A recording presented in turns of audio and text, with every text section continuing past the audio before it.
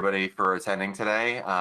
Before I get started, just hope everybody has a safe and happy holiday coming up, and I really appreciate you joining me.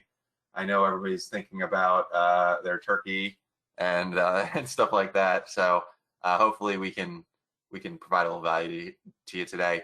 I did want to talk. We're approaching the end of the year, talking about the idea of preparing an IT strategy, and if you think about other aspects of our lives, like when we went to school, or staying in shape, or doing a good job building a career, a lot of the things that went into that weren't necessarily about specific talents or skills or things. It was about preparation and putting in the work. And so I think today, if I was to leave you guys with one thing, it's you got to put in the work and effort to plan in order to have success with your technology. And when you wing it, you tend to have bad outcomes. So we're going to get into that today.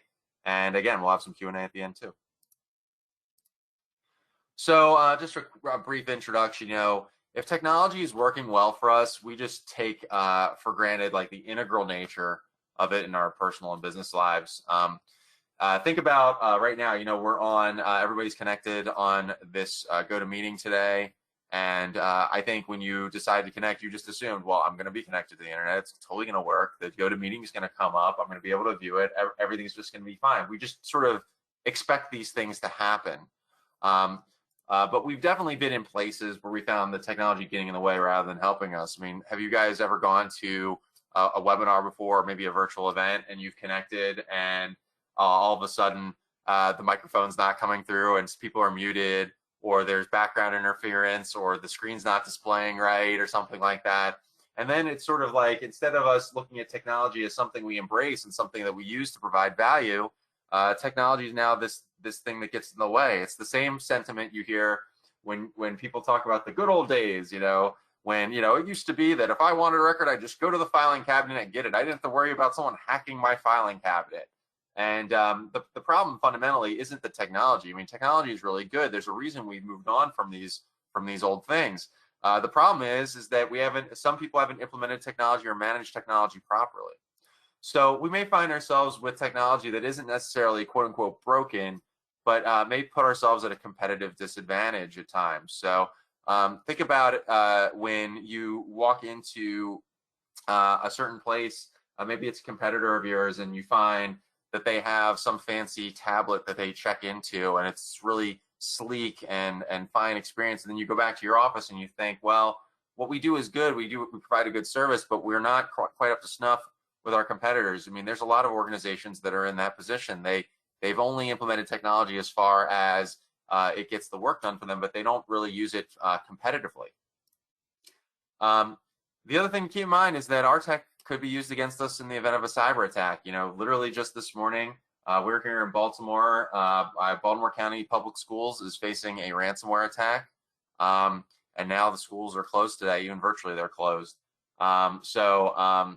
This is technology being used against us, and we don't know exactly what happened with Baltimore County Schools yet, but there's probably some kind of planning or management flaw that led to that attack, and we'll find out more over time.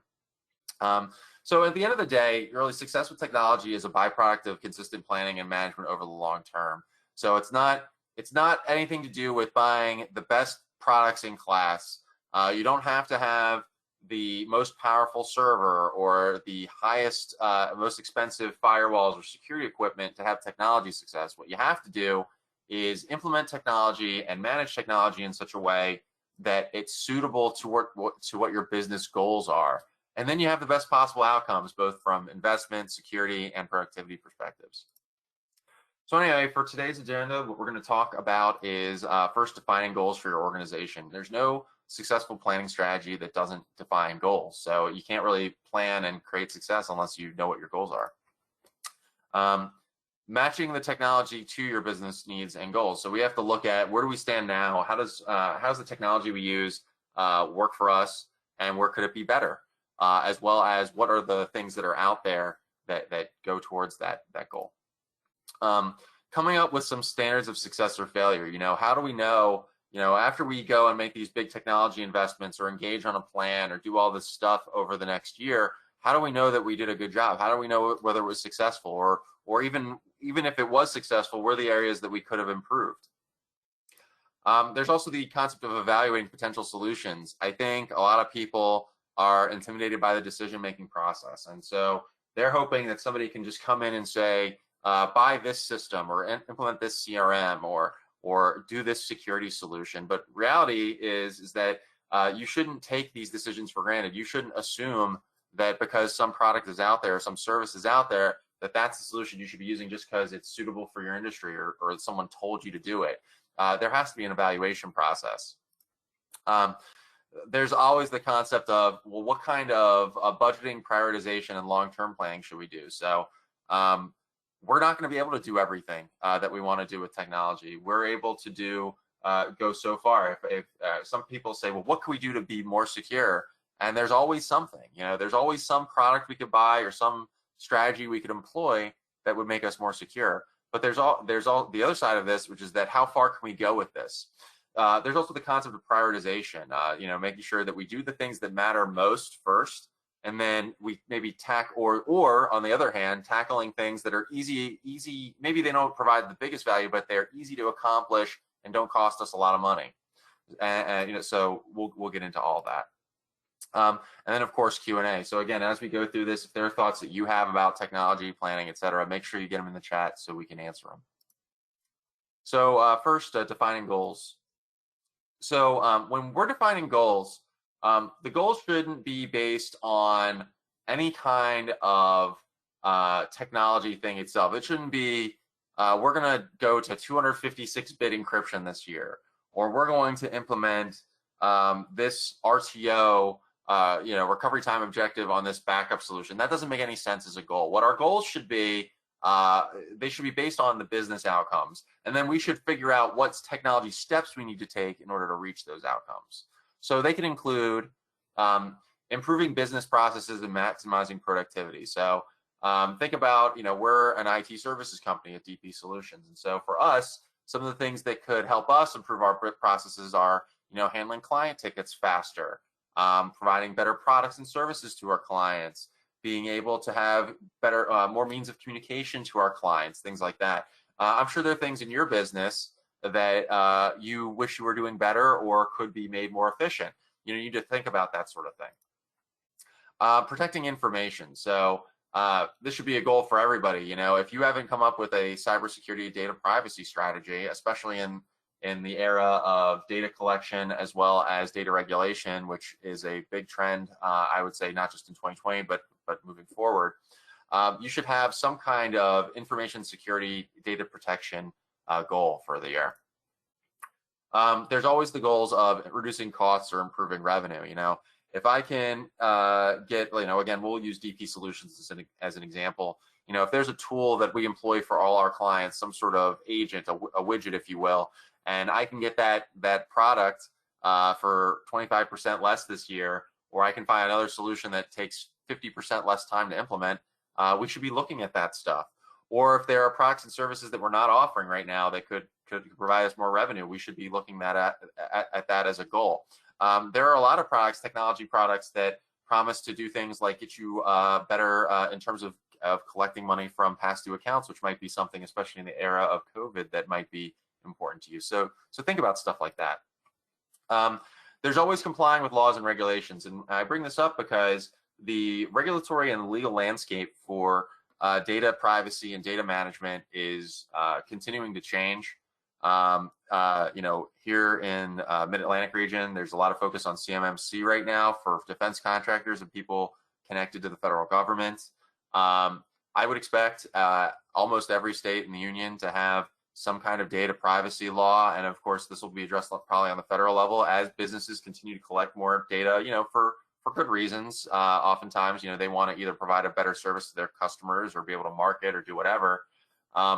There's going to be a greater focus on how do we protect that data. You can't just take the good out of data collection and do all this stuff for your business and then not care about the data subject and make sure that their information is kept private. So I would suggest that everybody think about what the legal landscape is going to look like for you in the future. There's also creating new standards of work. So I think if we were going into 2020 and you told everybody we're going to face a global pandemic that's going to shift where people are working dramatically, we would have wanted to have a a work from home strategy? Well, I would say now that we're entering 2021, we're sort of in this new normal. I think even after the vaccines get out and we get things a little bit more normal, hopefully as we move into the spring and summer in 2021, fingers crossed. There's still going to be different ways in which people work. So we should think about how the working environment is going to impact us in 2021. And then there's complete business changes, like you're selling the business, you're moving the office, maybe you want to add people or lay people off. I don't know, but that should be part of your technology strategy. So let's talk really quickly about matching technology goals to needs. So most of the time, excuse me, most of the time we're not starting from scratch with our technology. I don't think anybody's on an all paper environment anymore. Using notepads and everything. People are using computers, but we should take inventory of where we stand. So there's some basic stuff. One is just an inventory. What do we got? Where are our laptops, PCs, servers located? What services are we using? What kind of network gear do we have in place right now? These are highly technical questions, but we should know what they are, because sometimes those are going to be either contributing factors to success or failure. That's pretty straightforward, and whether it's us or somebody else, whoever's managing your technology should be able to tell you that sort of thing. The other thing we should look at is certain capabilities. So how can we use our technology today? What kind of factor do we have in terms of mobility? I think that's a really big one right now. Excuse me. With mobility, with everybody working from home, as well as the fact that even regardless of COVID, people are expecting smartphones, tablets, kiosk devices, browser-based things to be able to access technology more than ever before, to access our data more than ever before. So I think it's worth asking, what is our capabilities with this, as well as our security capabilities. So how much risk do we have right now when it comes to our security? What are our holes? What's our risk profile look like? And is there something we need to do to change that? Another thing we can look at is what is the cost of operation of our technology now. So one measure of this is like monthly maintenance costs. So I have to spend this much to pay my IT guy or my IT services provider, or this much for backup, et cetera. There's also the idea of capital expenditures. So we need to we have to spend X number of dollars this year on new PCs for end of life, and we should be considering like that, things like that. Another cost that people don't think about, and really they should be budgeting into their technology planning, is things like assessment costs. So if you're gathering data, if you have any kind of legal liabilities, I think you need to put it into your budget and your planning, the idea of having some kind of review cost, whether that's vulnerability testing or compliance assessments or risk assessments, penetration testing, whatever it is. There's definitely should be a line item in for that, because failing to budget for that, looking at that as some expense that we can avoid, it's really an investment in your future, because by not assessing your technology, you're going to cost yourself in the long term. Cyber insurance, insurance in general, this is something we should be considering as well as potential recovery costs. So let's say, for the sake of argument, we have all the solutions in place, which we don't ever want to be in a situation where we have to deploy all of our recovery servers and recover our data and do all that stuff that costs so much. But we should make sure we have the money in the bank to be able to do it, or at least the money planned to be able to do it, so that if something were to happen, that we could have a financial response to these things. Another thing we should look at is our team's capabilities. So when we look at our people and our organization, we need to think about what we can handle. There are a lot of sexy technology products out there, but if you're in an environment where people don't like using those products, maybe they're slow typists, or maybe they just don't like technology that much. You might want to consider what they can handle, because while that stuff might be really good for one group, it may not work for another, just based on the culture in place. So how comfortable are people with the technology? What can they handle? And then, of course, maybe the most important question is, where do your own people feel they're struggling? Oftentimes management has a perception, well, we want to reduce this cost this year, or we want to move forward on this product this year. But at the end of the day, there's a lot of value to be made by simply going to your people and finding out what their day-to-day is like and where they're having a hard time being productive. Because oftentimes there's a technology solution for that.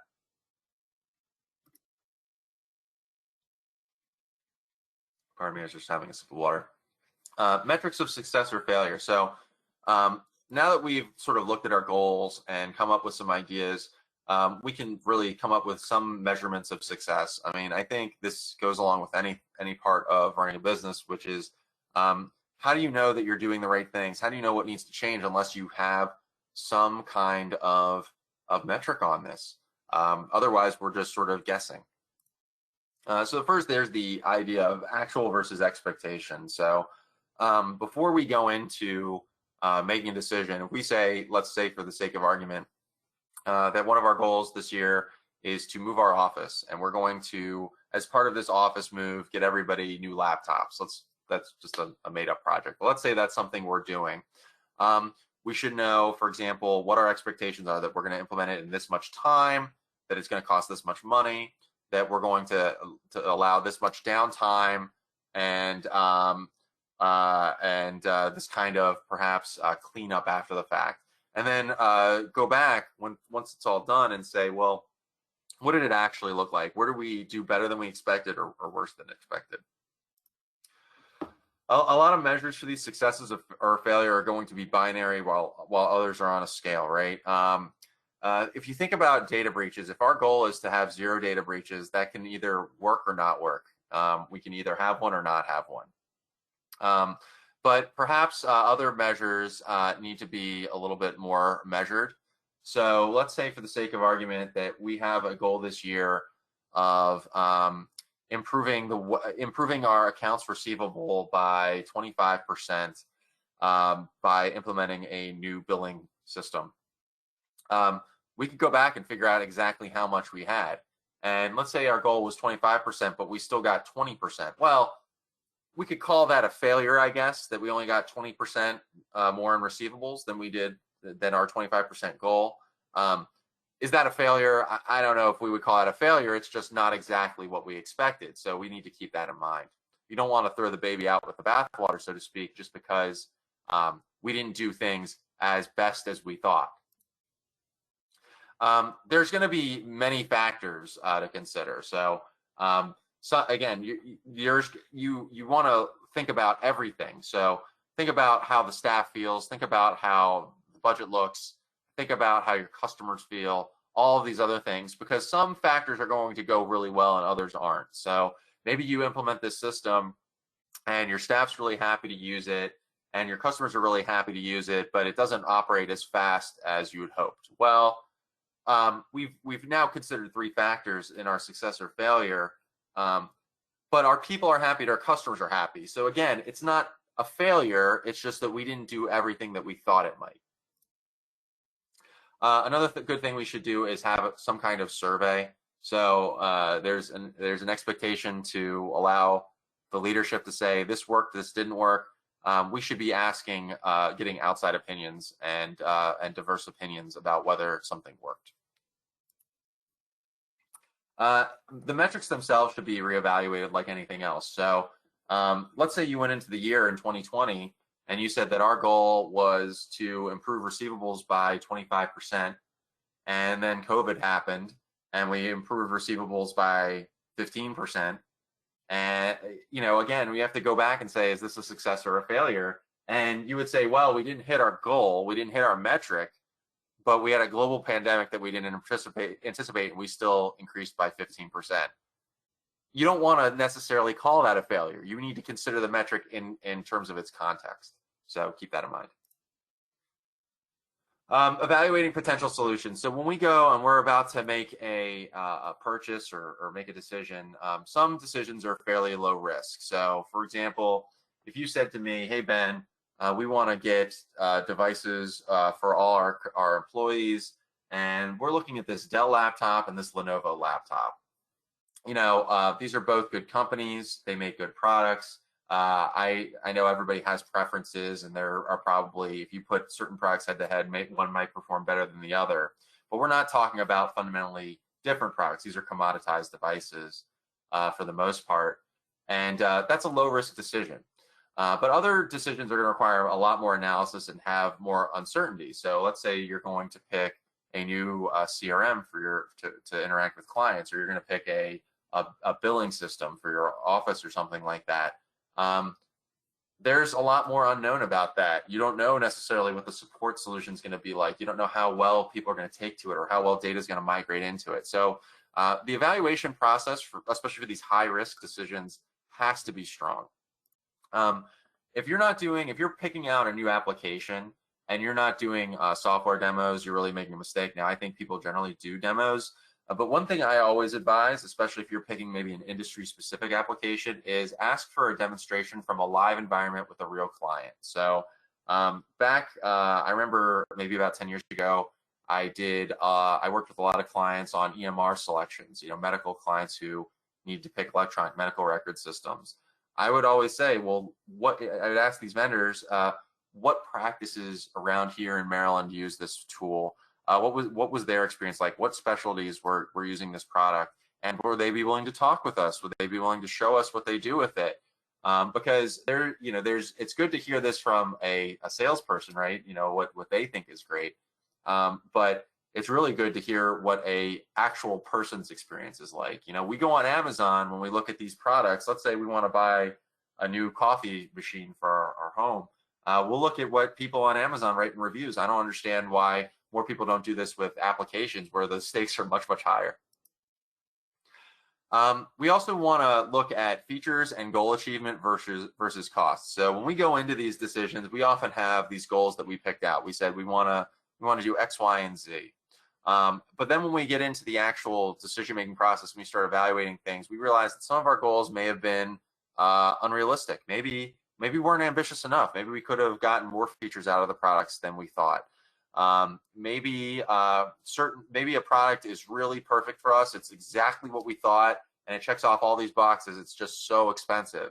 Well, we need to consider what kind of compromises we have to make there.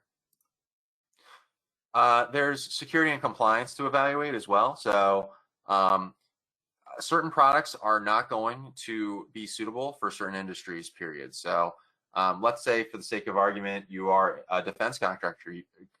You need to meet CMMC compliance. There are certain products I simply wouldn't recommend. It's not that the products are bad. It's not like they don't do a good job or even have decent security. It's just not the right one for you. Include input from the staff most impacted by the change. So this is really important. Bring the stakeholders to the table, and these people are going to come from throughout the business.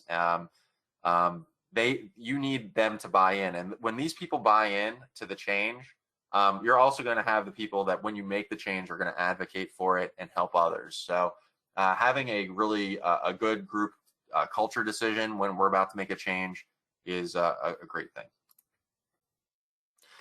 Try to avoid bias. I heard my buddy Jerry told me that that this is a really great product is not a good reason to pick a product. Saying I'm a Mac guy, I don't like PCs is not a good reason to pick one application over another.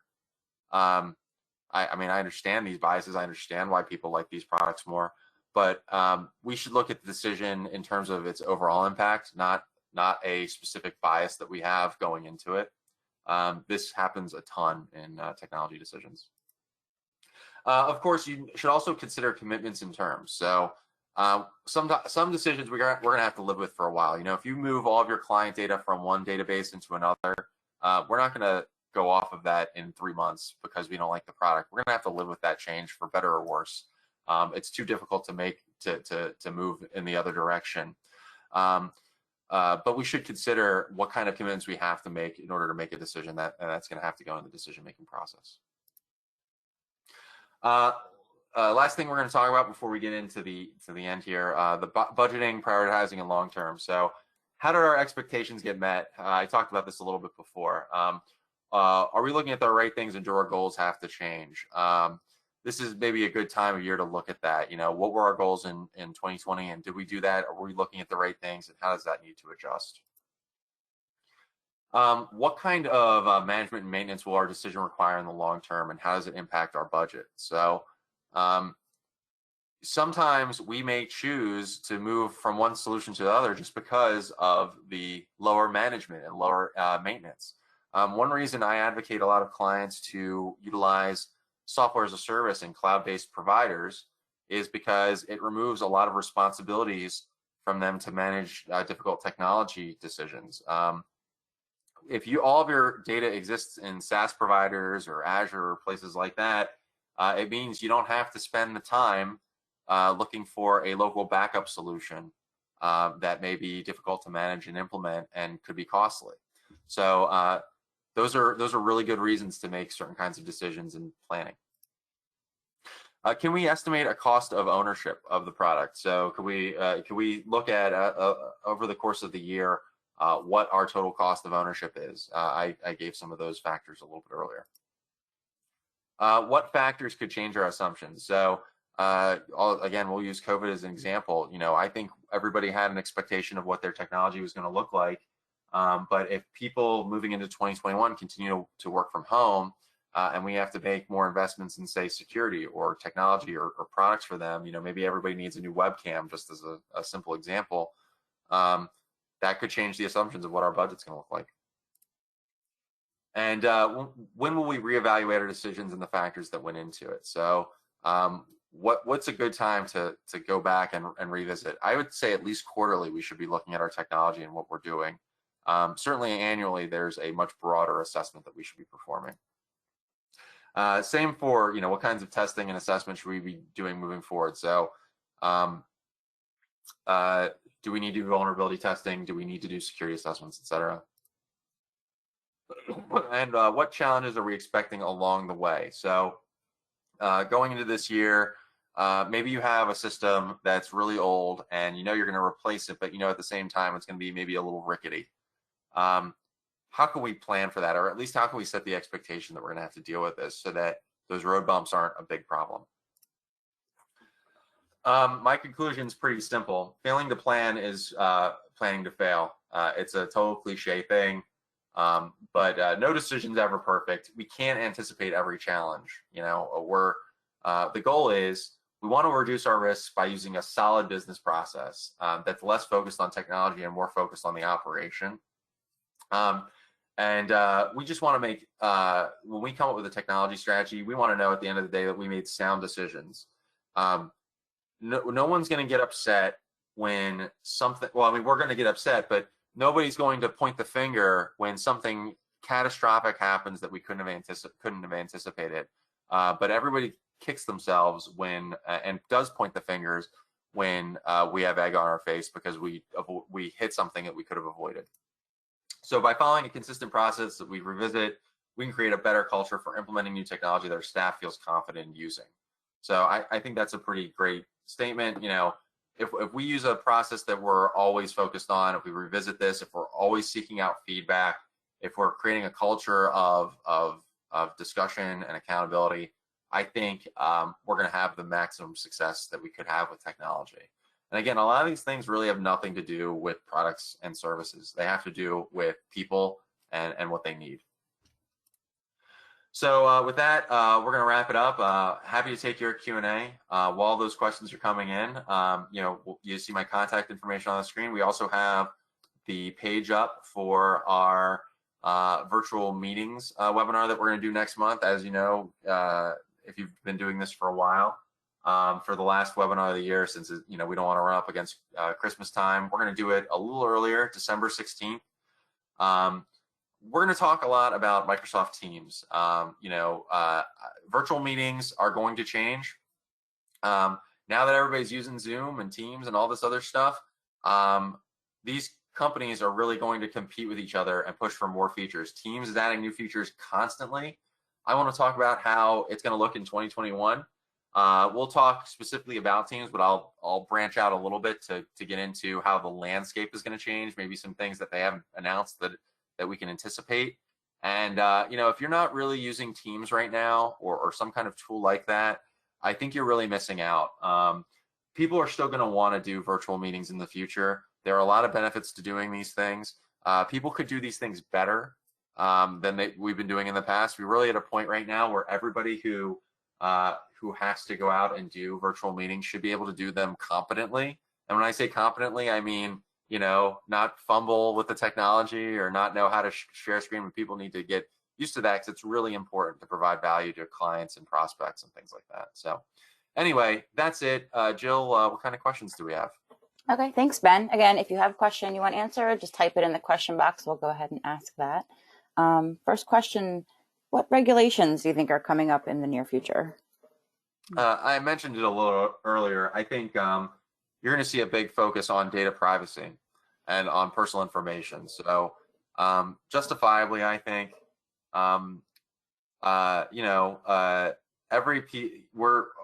unfortunately, our data and our personas are products now.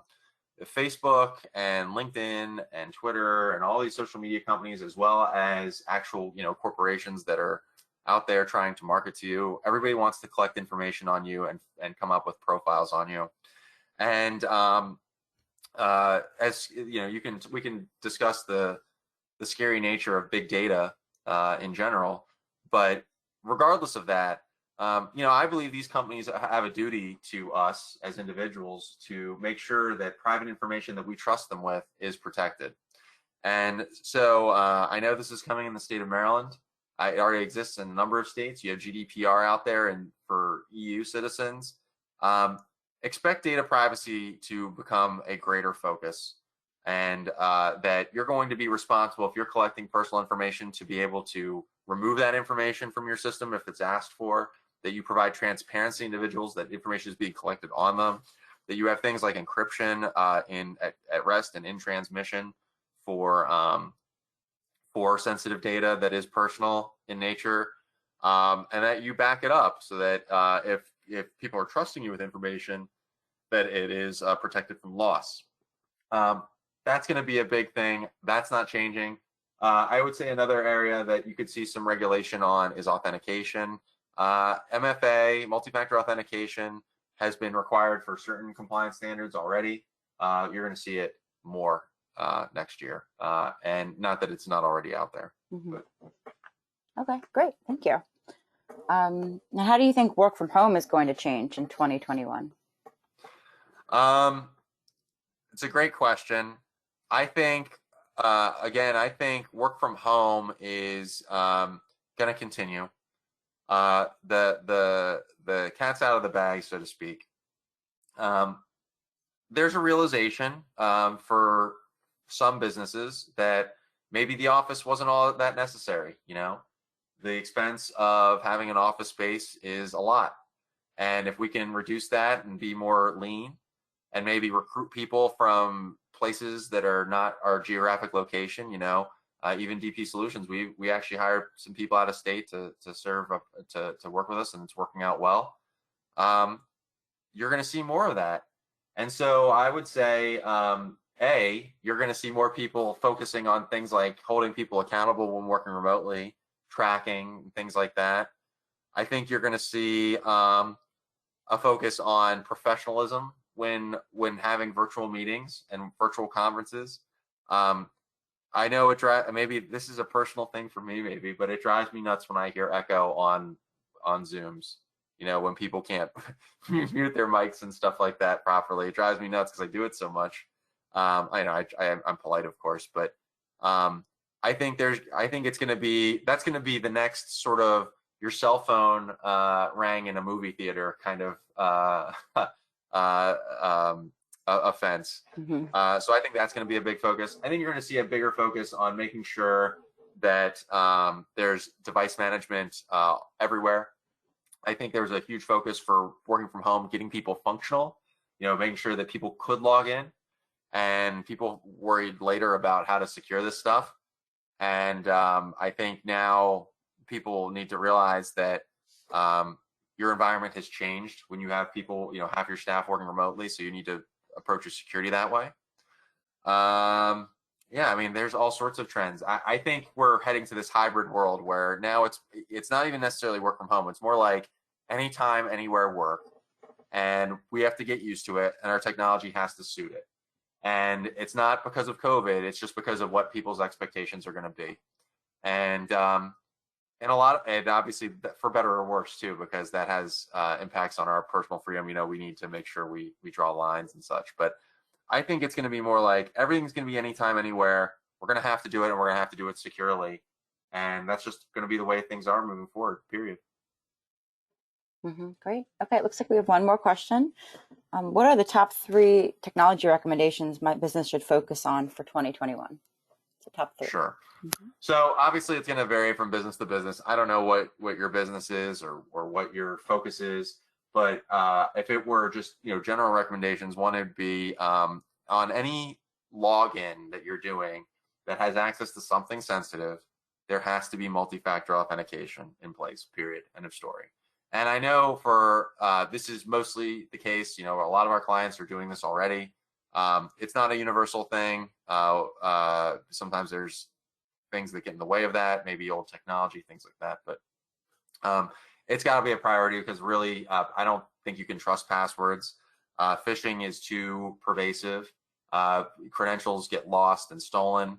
Even if you secure your password properly and use a good password, who knows what happens on the other end in terms of people stealing or cracking passwords. So I think multi-factor is a big one.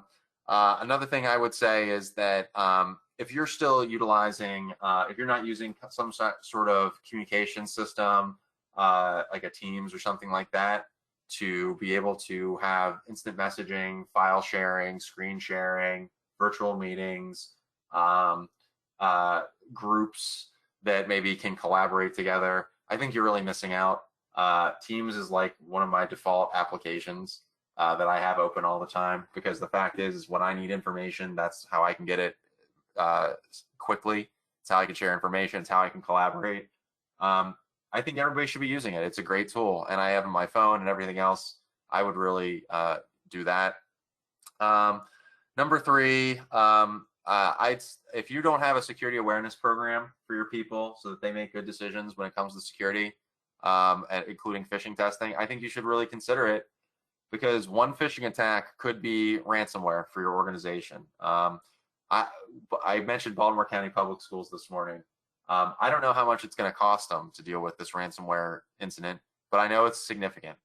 And I'm not saying that I know for a fact that it's phishing or security awareness, but there's a good chance that the way this ransomware got installed was either someone got into the system and installed it with a credential phish or something like that, or just a bad vulnerability on the perimeter or that was exploited or something like that. But the reality is that most security incidents do come from things like user failures and phishing that are then used to exploit a technical weakness.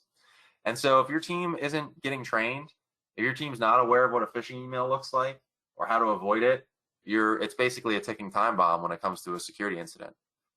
So that's a big, and it costs money to do this, but I think it's money well spent.